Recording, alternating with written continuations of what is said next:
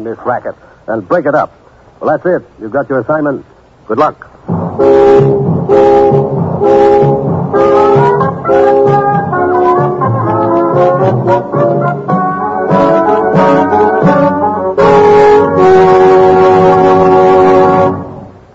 The National Broadcasting Company is presenting Dangerous Assignment, starring Brian Donlevy in the role of Steve Mitchell, colorful two-fisted government agent. At all those places of the world where danger and intrigue walk hand in hand, there you will find Steve Mitchell on another Dangerous Assignment. Here's a reminder about Thursday's entertainment schedule on most NBC stations. There's comedy fun with Robert Young starring in Father Knows Best. Then Roy Rogers brings you Western adventure and songs from the Double R Bar Ranch in Paradise Valley. Ralph Edwards presents another Mad and Merry session of Truth or Consequences. Eddie Cantor recalls his years in the entertainment world during his show business show.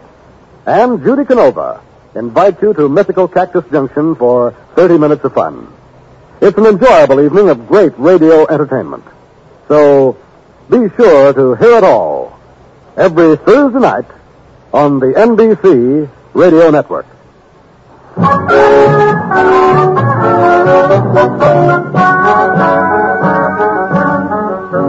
Sure, I've got my assignment. Get over to Rome and have a talk with the owner of the Giavetti textile mills.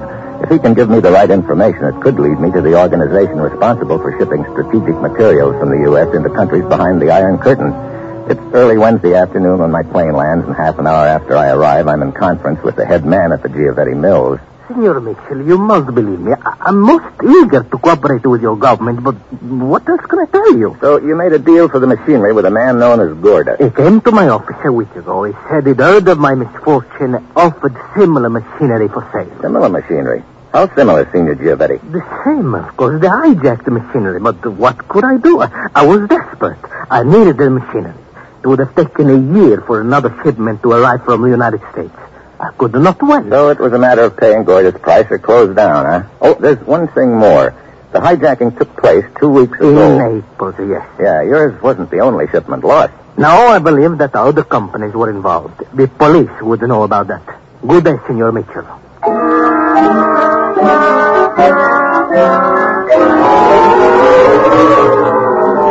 Not a very friendly man, this Senor Giavetti, yet I'm inclined to believe he's telling the truth. At police headquarters, I get a list of the companies involved in the Naples hijacking. My first call is on the general manager of Schoner Industries, Rome branch. As you see, Senor Mitchell, the machinery is old and worn, and much of it useless. We must do the best we can with what we have. We had new machinery on order. It was hijacked. Any chance of getting replacements in the immediate future? There's a possibility, yes. I was speaking with Senor Schoner himself about it this morning. He was leaving on a business trip to Trieste. You might contact him at the Hotel Drop. Yeah, I might do that. In the meantime, I've got a few other calls to make.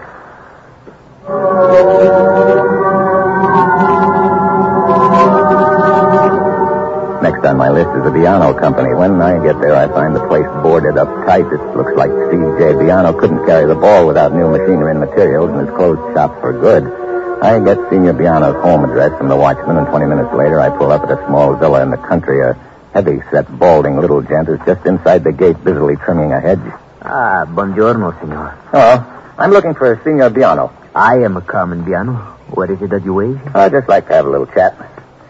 Better look at my credentials first. I see. What do you want with me, Senor Mitchell? Your plant is closed down, Senor Biano. I've just come from there. You see? Because of that hijacking in Naples 2 weeks ago, huh? Because of the shipment of chemicals you never received? See? I could do nothing else but close down. It was impossible to go on.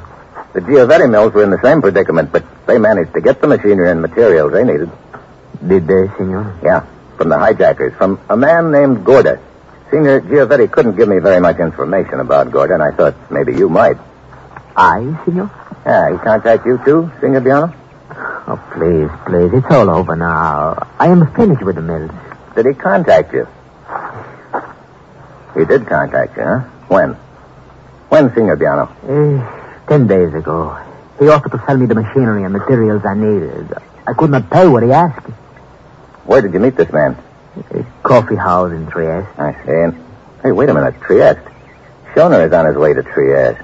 Schoner, senor? Schoner Industries, you know him? I have heard of him. He has plants and factories all over Europe. I do not envy him his troubles. Exactly where in Trieste did you have this meeting, Senor Biano? As I said, a coffee house, but I do not recall where it is. It was my first visit to the city at night. They drove me there in a car from my hotel.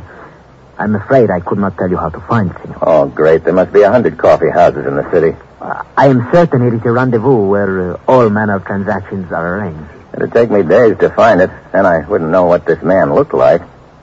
Senor Mitchell. Yeah? You said that time was of utmost importance. Mm-hmm. Perhaps if I were to go to Trieste with you, I might find the coffee shop. The going might get a little rough, Senor Biano. Yes? What matter, senor?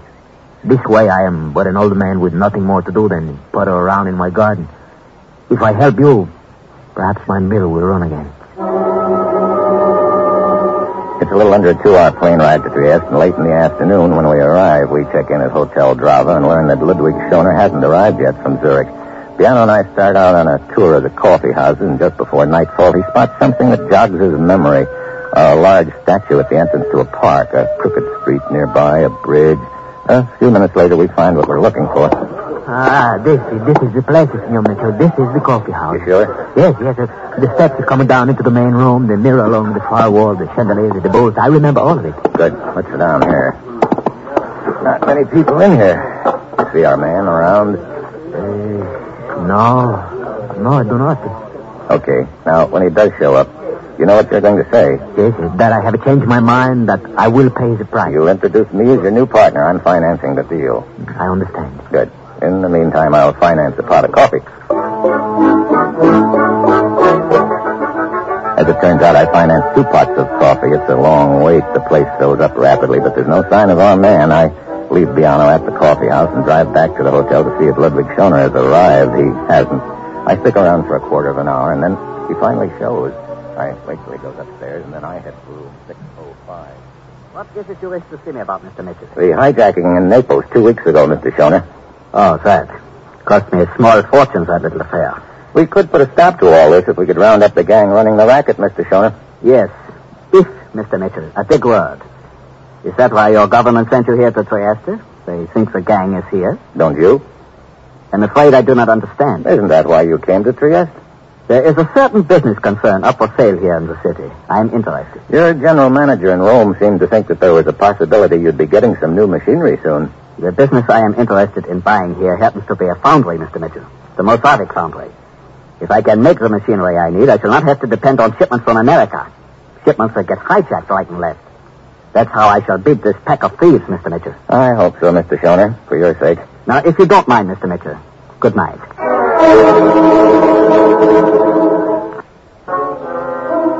Another brush off just like I got from Giovetti in Rome. This time, however, I'm inclined to think that friend Schoner is lying. I've got a hunch he's here in Trieste to make a deal with the hijackers to buy back the stuff they hoisted from him in Naples, only he's afraid to tell me about it because he figures I might clear the deal. I decide to stick around and see what his next move is going to be. I slip down the alley across the street to the spot where I can watch Schoner's room. 10 minutes later, his lights go out.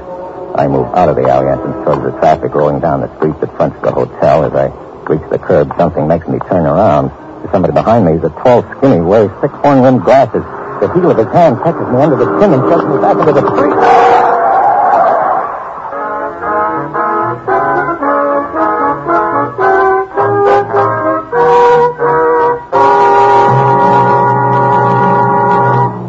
Steve Mitchell will continue his dangerous assignment in just a moment.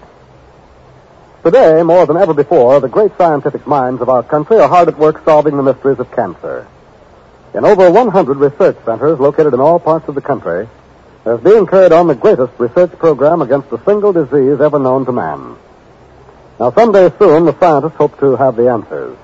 But the realization of their hopes depends in large part on you. To continue and expand the tremendous research program, money is needed. That money must come from you. Cancer is a major enemy of the American people, and last year alone it claimed some 215,000 victims. And although more and more lives are being saved from this dread disease each year, the toll is still far too high. We can all strike back against cancer by joining the Cancer Crusade. Support the American Cancer Society and its 3 programs of research, education, and service to the cancer patient. Join the 1953 Cancer Crusade. Mail your generous contribution to Cancer, care of your local post office.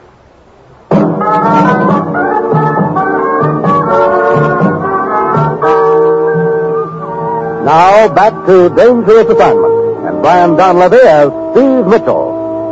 I'm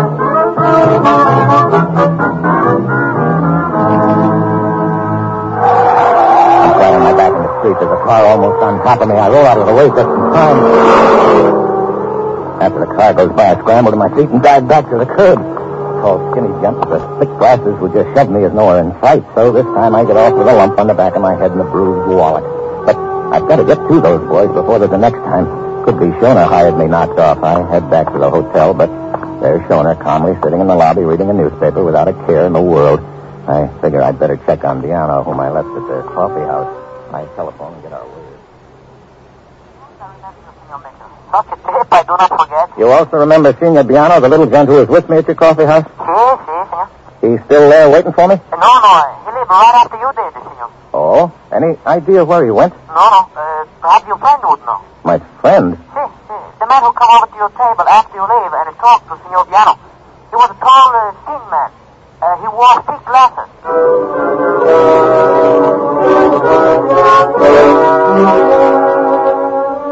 A tall, thin man with thick glasses. The same gent who just tried to shove me in front of a car. Does that mean that Diano put the finger on me? Is Diano the boss of the hijack racket?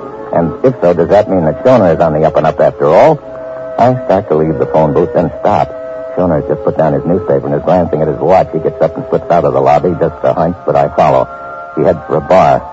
He joins a smooth-looking girl at a corner table. They talk a couple of minutes. Then he slips her a piece of paper and leaves. It doesn't look like a social visit. Maybe my hunch is right. It could be some sort of a payoff. I decide to put on a little act and smoke her out. Hi. Hello. Buy a drink? Who are you? Could be a colleague of yours. What are you talking about? That guy you were just talking to, Shona. What about him? I've got a hunch he's in a buying mood. Oh? For what? Machinery. Maybe you should mind your own business. Maybe this is my business. Oh? If Shona feels like buying, could be I feel like selling. Machinery? Couple of warehouses full. Why tell me? When I tell Shona? Because I want to stay healthy. I don't follow you. No, then I'll make it real simple. I'm new here in Trieste, and I know what happens to strangers who try to muscle in on somebody else's territory. So? So why not work together? I could sell my stuff to the local outfit at a low enough price so they could still make a profit on it to Shona. I still want to know why you're telling me. Oh, I just figured you might possibly know how to contact those boys. No. Okay. I figured on selling at only 20% over U.S. prices. That could still give anybody who is interested a 50% markup. I'll bet anything that Shona would pay, too. But, like you say, you wouldn't know anything about it. Sorry. Looks like I got the wrong party. Be seeing you. Wait. Huh? I didn't get your name. I know. I didn't give it. Much healthier that way. You seem to take a lot of information for granted. I make my living taking things for granted. That could be dangerous. It's also profitable. I cannot give you an answer myself. I only work for somebody. Wait here. I will telephone him. So just when I think my little fish is going to swim away, she suddenly gets a bait. 5 minutes later, she comes back from the telephone booth. He is interested in your proposition. Come with me. She drives me through a maze of side streets to an apartment house and takes me into one of the apartments. I start to look around, but a voice stops me cold. Well, Mitchell, we meet again. I whirl around. Standing in the side doorway is Shona, and beside him a rugged-looking guy with a gun. I'll handle things from here on, Leonora. Very well. Well, so you're my boy, Shona. Hardly. I set a trap and caught the wrong fish, Mitchell. And all because I was trying to help you.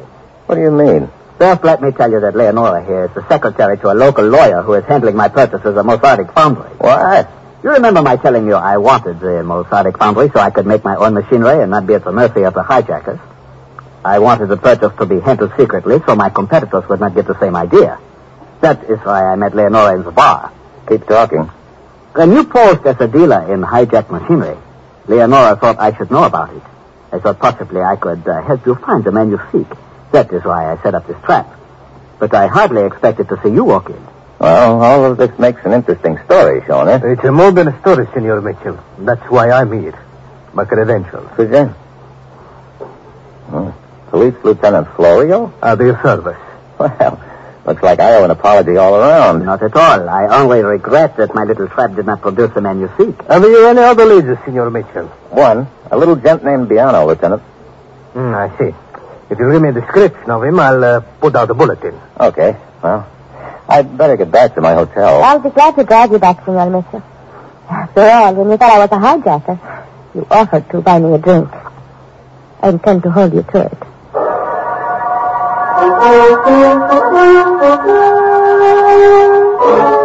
So we go back to the hotel, and I'm still feeling slightly foolish over the whole deal. So far, my luck has been all bad, but now it changes all of a sudden. Just as I walk into the lobby, I spot Piano sliding out the back door. I catch up to him in the alley. Mitchell? Yeah, Mitchell. I've been looking for you. I'll bet you have, Piano. But of course I have. Shortly after you leave the coffee house, I made a contact for the hijacker. His name is Gracolis. He's a tall... Yeah, tall, thin gent with thick glasses. See, that's right. And he... Wait a minute. How did you know? He tried to knock me off a few minutes later. What? But surely you don't think I had anything to do with that. I don't? I told him exactly what you said for me to... that you had money and might be interested in helping me buy back the machinery that was stolen from me. Yeah? He wants us to meet him at 10 o'clock tonight. I see. Where? He gave me the address. Here it is. I checked up on it. It's a warehouse. It's 10, huh? It's 8:30 now. Okay, Biana, thanks. I'll pick you up in the lobby at 9:45.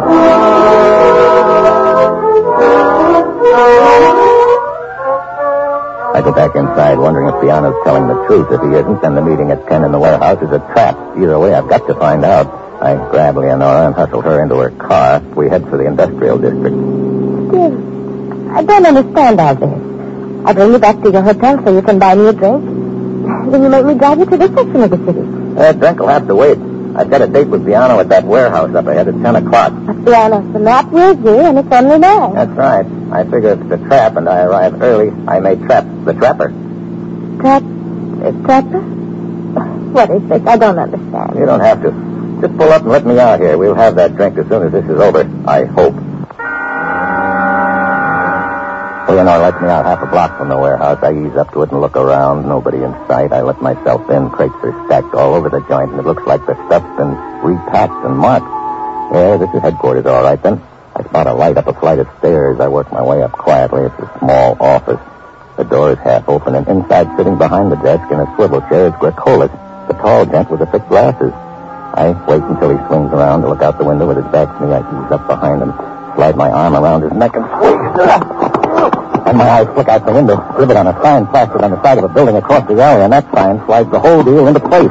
It's a trap, all right, but not the way I figured. I swing Gracolis in his chair around fast, just in time. The slugs from behind the door catch him square in the middle. The slugs that were meant for me. I shove the desk over and dive at the guy behind the door. The shot goes wild, and I wrench the gun away. Hello, Shona. So you're the big boy in the deal. I've got to hand it to you. That was a pretty clever routine you pulled on me with a cop. Yeah. If I hadn't spotted that sign across the alley, I'd be a dead pigeon right now. What sign? Mosaic Foundry. I remembered you telling me you were buying it. That was too much of a coincidence right across the alley from hijack headquarters here. The foundry? You were probably figuring on using it to alter the hijacked machinery. Yeah. Good thing I saw that lettering. It was a lucky sign for me. I guess you might say it put the Indian sign on you.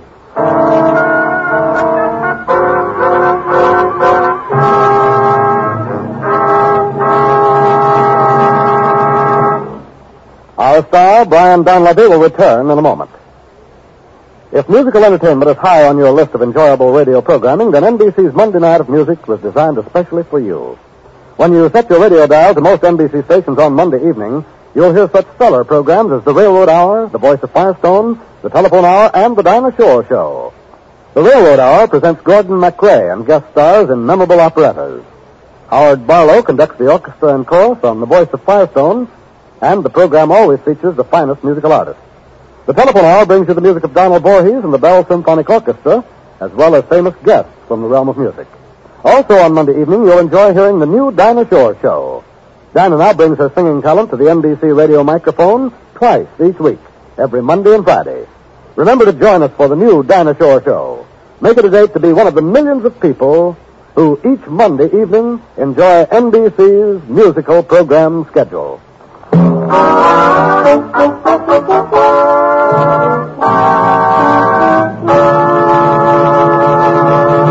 Next week, Cairo, and a lesson in photography. By the time I get the picture, I'm caught in the frame. And that will be Steve Mitchell's dangerous assignment next week.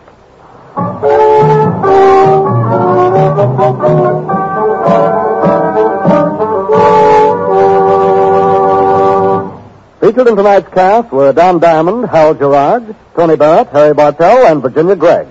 This is John Storm speaking.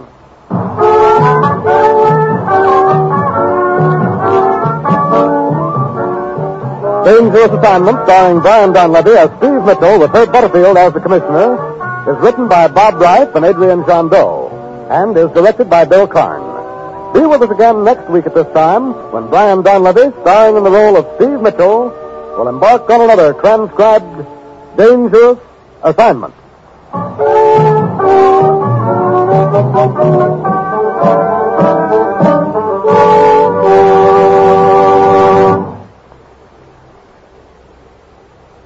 Fridays, be sure to listen to Dinah Shore on NBC.